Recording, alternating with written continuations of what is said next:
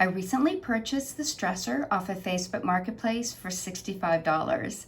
The seller indicated he had already completely sanded it and then lost interest in his project. So I thought, woohoo, I won't have to sand it as much, right?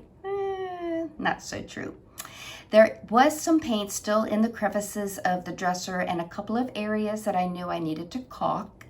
This back leg, unfortunately, had broken off when he loaded it into my car, but I figured I could fix that easily. But guys, look, he damaged the dresser with all of his sanding. There were pigtail swirls everywhere, which took hours to sand out.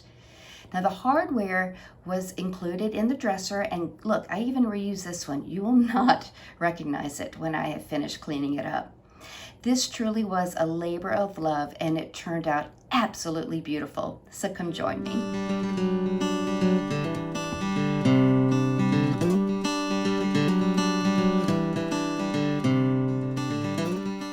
As usual, the first thing I did was remove all the drawers and thoroughly clean it by vacuuming out the dust and then washing it with warm water and Dawn dish detergent. I then rinsed it off with clean, fresh water to remove any of the soapy residue. Once it was dried, I was ready to proceed. Sanding in that area to get their paint out ended up being more tedious, so I pulled out my Carbride scraper. It was great to get out the little intricate areas, and in between I would sand and then vacuum and then sand and then scrape with the Carbride scraper and then sand with my Surfprep. It was ongoing. At this point, I thought I was just going to keep the base raw and paint the rest of the piece. And that ends up changing. Y'all, I keep going back and forth as to what I want to do with this piece. It keeps changing. The last thing I thought I was going to do was just keep the base raw, paint the top, but right now I'm sanding off the pigtail swirls. I'm only using the 80 grit right now, and of course you know the routine. The next go around I'll use 150 grit and then I'll use 220, but y'all, look how pretty. Look how pretty. Maybe I should just be very patient, do lots of sanding, and keep it raw. Oh, what's a girl to do? Gotta make up my mind. Either way, got a lot of sanding to do. This is only some of the sand pads that I've gone through. I tossed a lot of them away because after I used them on my Surfprep, I would then fold them up to do the intricate sanding. Boy, that was probably collectively 4 or 5 hours of sanding yesterday. But clearly you can see now my direction is I'm going for an all raw wood look. And I think it turned out really beautiful. Let me show you some areas up close. This was really, really hard. And then in here, you could still see a little bit of blue paint. I'm just gonna have to let it go, guys. I can't get any more. Here, it's darker than the rest. But I think with the treatment I'm gonna put on it, I think it'll be okay. Now, I am gonna go over the whole thing with 220, and I haven't even sanded the top. So here's a good before and after. So I'm pleased. So I'm going to go ahead and do 220, well, start on the top with, again, the 80, the 150, and then I'm going to do 220 over the whole thing and be done with sanding. But I'm very pleased. So let's talk about how I'm going to repair this leg. This actually broke off when the seller put it in my car, but it's evident to me that someone has already attempted to repair this leg because this piece is brand new when you compare it to the one over here. I'm going to reattach it with screws and glue. I'm going to see if I can find wood screws that are slightly longer so that when I reattach or reinsert these screws, they'll go a little bit deeper into this piece of wood here.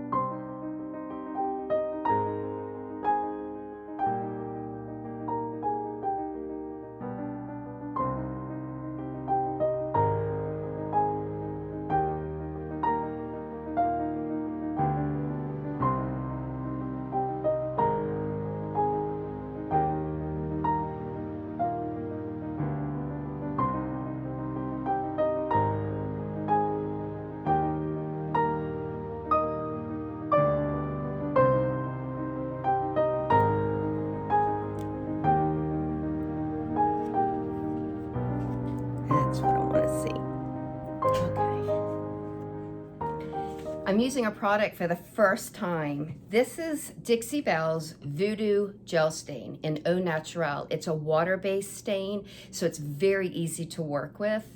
I did the other side off camera because I wanted to practice on my own. So I'm new at this, but this is how I've learned to apply it. You'll need a container to pour some of the gel stain into. I'm choosing to use their blue sponge, and then you'll need some lint-free cloths when you're done. You will also need a spray mister. This is a doTERRA bottle, but I know that Dixie Belle sells them as well. It's a fine mist spray. You do have to shake this very well. I'm shaking it intermittently as I use it.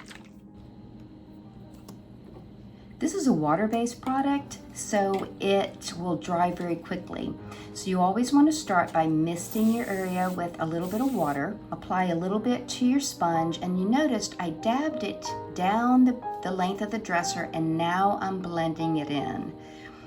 Now it's a little more challenging when you get to the little crevices at the top and at the bottom, but you do your best to kind of feather it out like that, and then you do long sweeps back and forth to blend it. If you find an area starts to dry too quickly, just remist it with water like I did and keep blending.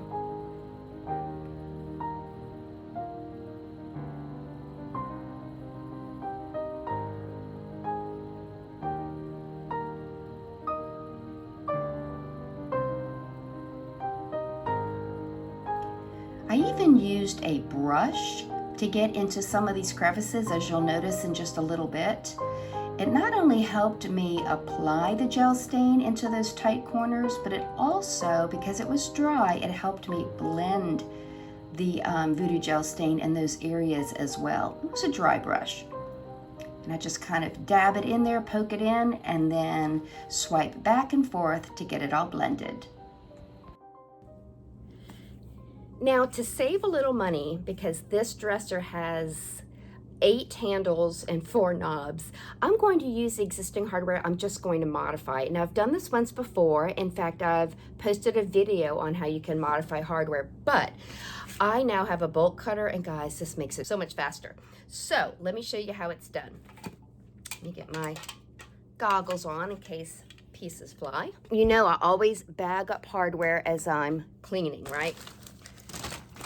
So here we go.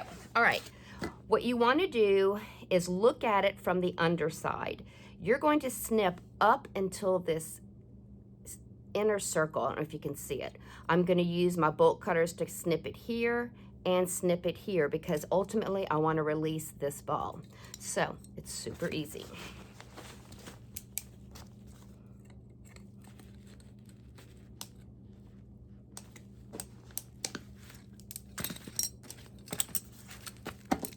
Okay, that's one snip.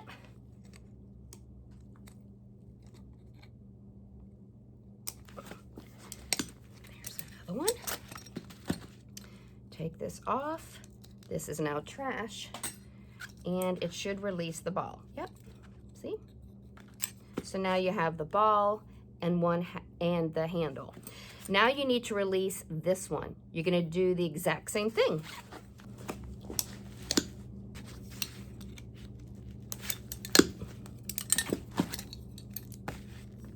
Trash. And there you go. As usual, I boiled the hardware in equal parts water and white vinegar for about 10 minutes. And look, with this old toothbrush, the layers of paint are just coming right off. I then used some Barkeeper's Friend and a little bit of water to scrub the hardware further. And guys, it's absolutely beautiful. So what I'm doing is applying Fusion's Beeswax finish to the piece. I'm using a lint-free cloth to wipe it on. It's giving it a really pretty but very low sheen. I like it a lot. In about 30 minutes, I'll come back with another clean lint-free cloth and we'll wipe back any excess. I still have the hardware I need to put on, and then this beautiful piece and labor of love will be done. Now look, if this is the kind of content that interests you and you haven't done so already, go ahead and subscribe to my channel. Give me a thumbs up. And if you have any questions or any constructive comments, please leave one below. I do enjoy reading and answering every single one.